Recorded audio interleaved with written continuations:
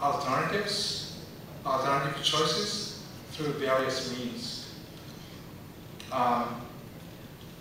In a way, it's remarkable that local opposition to this construction plan, base construction plan in Henoko, has been able to hold this construction from happening for about 13 years. It's been a very long time.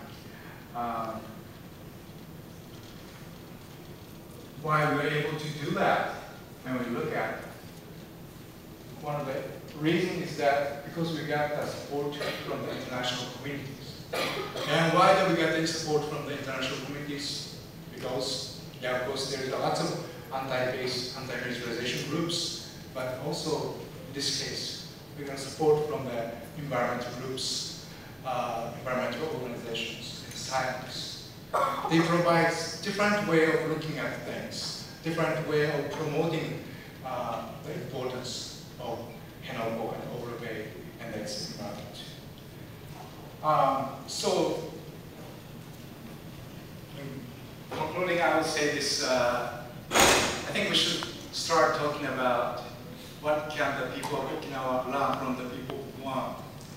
What can the people of Guam learn from the people of Okinawa? Let our dialogue begin. I hope this, my presentation, help start our dialogue. Right?